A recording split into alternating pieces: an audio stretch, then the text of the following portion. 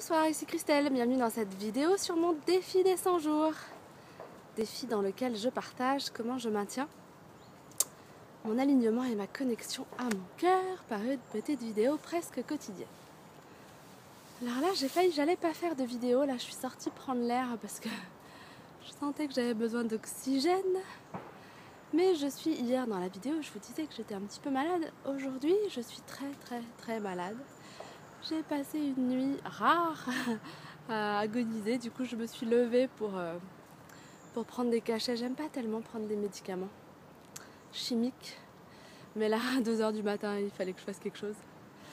Et il me restait que des médicaments de Compostelle. Vous savez, si vous avez suivi, que j'ai été très malade sur Compostelle.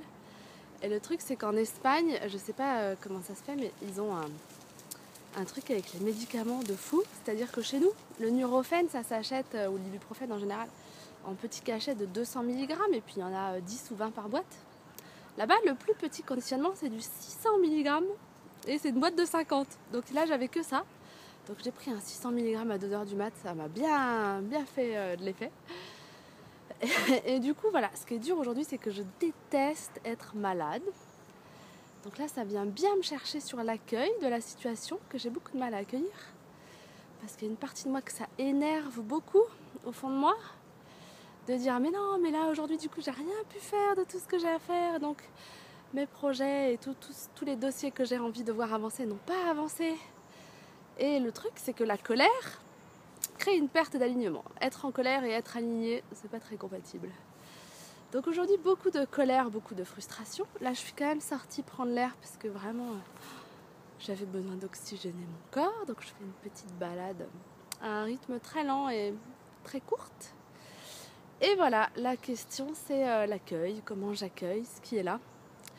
Il y a aussi un super bouquin que j'ai qui s'appelle Le Dictionnaire métaphysique des malaises et des maladies. C'est un bouquin fantastique que je ne saurais que trop vous recommander, qui est donc un annuaire, en gros, par ordre alphabétique, de tous les petits mots jusqu'aux très grosses maladies qu'on peut avoir, et qui décode en fait ce qui est le lien psychologique ou émotionnel qui est derrière. Donc là, par rapport, ça part de mon angine, hein, c'est cette zone-là qui est le départ, et ça parle d'une émotion qui n'est pas exprimée et qui me met le feu parce que je la retiens et qu'elle a envie de sortir, mais que ça se contracte parce que je l'empêche de sortir. Donc j'ai cogité pendant une bonne partie de la nuit pour essayer de trouver. Parce que ce qui est magique avec ça, ça fait un moment que j'ai ce bouquin, c'est que dès que je trouve quel est le lien psychologique ou émotionnel à mon malaise ou à ma maladie, ça disparaît instantanément, parce que le corps, dans ces cas-là, n'a plus besoin d'envoyer ce message, vu que c'est réglé. Donc je me suis aussi énervée cette nuit en me disant, mais il faut que je trouve la source du problème pour que le problème puisse disparaître. Puisque vu que ça s'aggrave, c'est que je suis loin de le résoudre. Et je n'ai pas encore trouvé.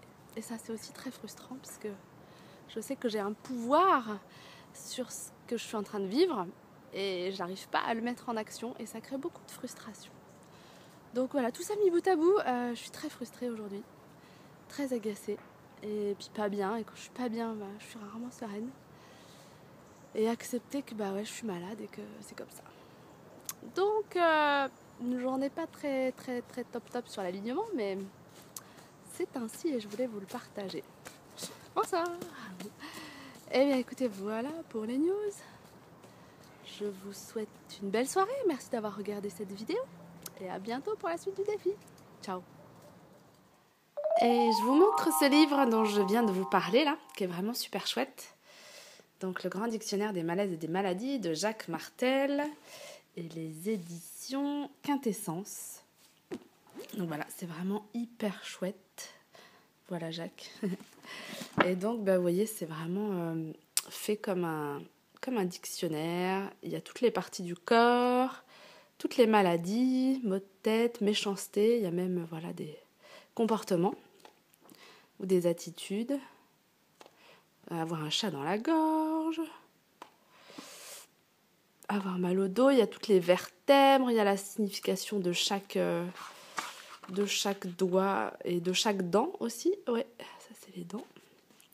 Donc voilà, un super chouette bouquin que je vous conseille.